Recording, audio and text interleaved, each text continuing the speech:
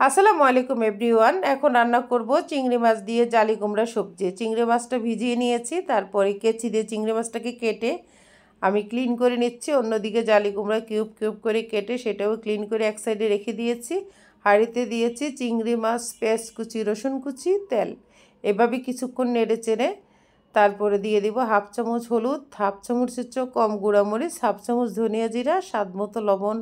আমার সবটুকু ভালোবাসা।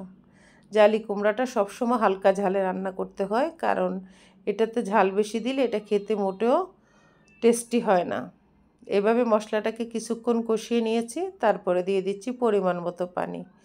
পানিটা যখন 10 মিনিট বলকাবে, তারপরে দিয়ে দিব জালি কুমড়া সবজিগুলি। এখন জালি কুমড়া সবজিটা দিয়ে দিচ্ছি, তারপরে হাতল দিয়ে ভালোভাবে মিক্স করে দেব।